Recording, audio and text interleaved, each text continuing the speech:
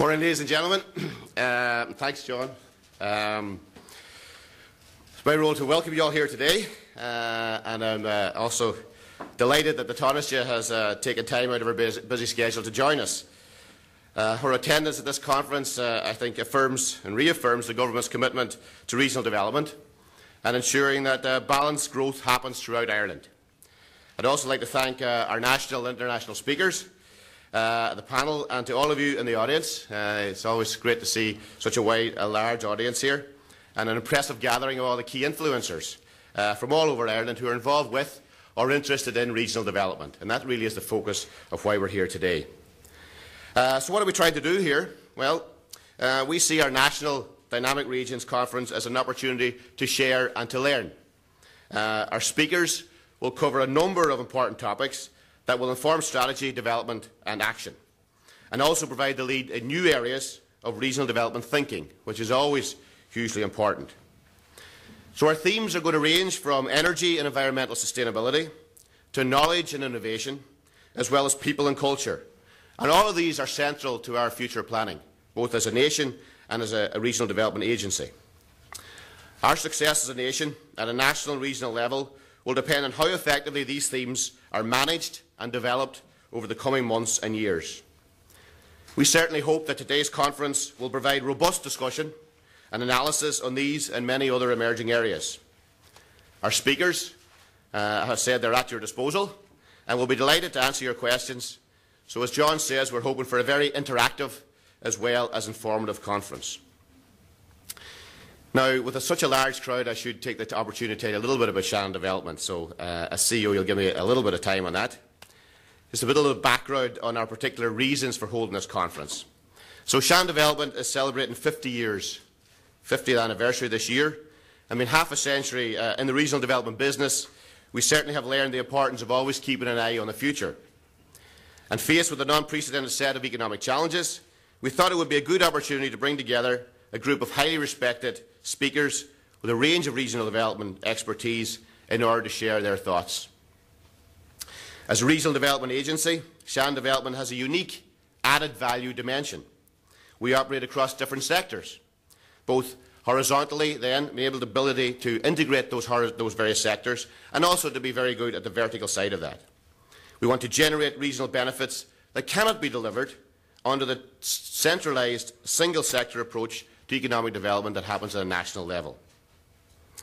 In fact, as Ireland's only regional development agency that is grounded in a single region, Shannon Development has been devising a range of imaginative solutions to combat major crises since its establishment by government in 1959.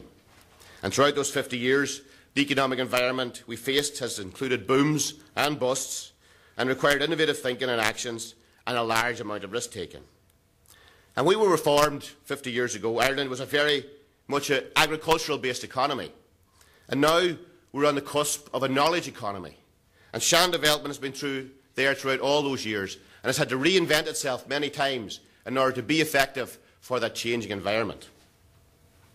I suppose the first challenge we faced really was to go back to the late 1950s when jet airplanes could no longer needed to stop to refuel at Shannon Airport. Shannon Development was charged with coming up with ways of literally pulling the planes down from the skies. Now, we do that in the best possible way, obviously. But in response to that, the company came up with a number of world firsts for which they've become renowned, and delivered a whole range of innovative programmes with a two-pronged approach: to give industrialists reasons to locate in the area, and to give tourists reasons to holiday here. Among those initiatives was the establishment in 1960 of the world's first duty-free zone, known as the Shannon Free Zone to this day, and that today still employs over 7,000 people in over 100 companies. It's the largest multi-sectoral business park outside of Dublin and generates annual sales of over 3.5 billion here. The zone is home to the largest cluster of North American manufacturing and international service companies in Ireland. I suppose one thing that's not that well known is that Jiang Zemin, before he became President of China, visited here and stayed for about 6 weeks in around 1980. He then went back to China and set up the special economic zones modelled on the Shannon Free Zone. So for that we're very sorry, because those special economic zones are now became the driving force of the Chinese economy. But that's how renowned the Shannon Free Zone was at that time and to this day.